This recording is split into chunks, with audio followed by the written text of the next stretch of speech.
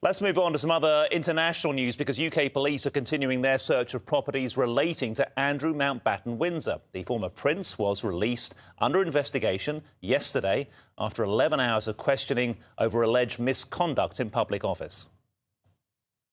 In normal times, the only police here would be protection officers. But Royal Lodge in Windsor is now the scene of an investigation. The unmarked vehicles belonging to detectives, search teams, who will be combing through this massive estate until Monday. Indeed, Andrew Mountbatten-Windsor's former protection officers will be interviewed as part of this process. Andrew was photographed on Thursday, leaving custody in Norfolk after 11 hours, released under investigation. They're continuing to examine Royal Lodge. They will then move on and look for other documents elsewhere. After all, he was trade envoy for 10 years, started 25 years ago, I think.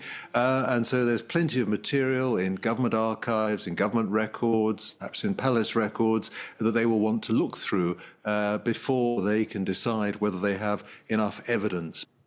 Andrew has already been stripped of titles, removed from his royal residence, but he is still 8th in line to the throne, and only Parliament can remove this birthright.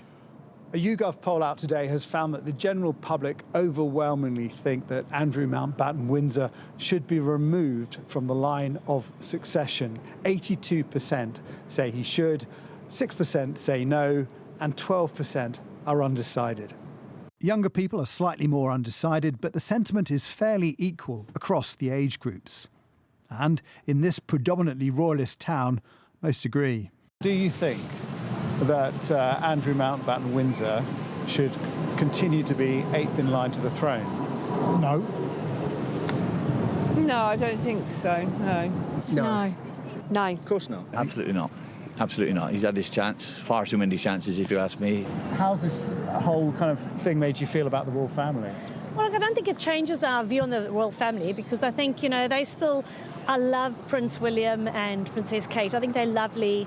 But it just shows, again, that they're just ordinary people, aren't they? The King is doing the best job that he can do in making the right decisions.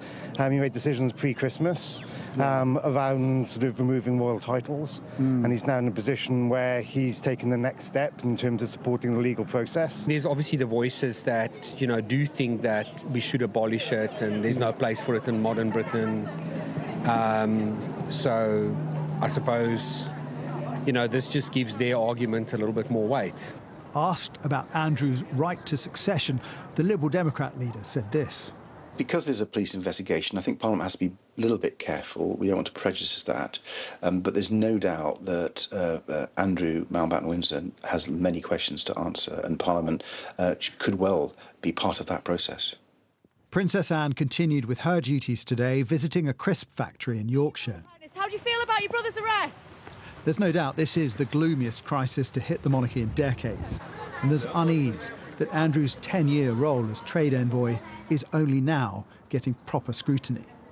The contract that the royals have, so dutifully followed by the late Queen, is that in return for privilege, influence and titles, they serve the public. And this allegation of misconduct in public office would amount to not just a crime, but a breach of that contract.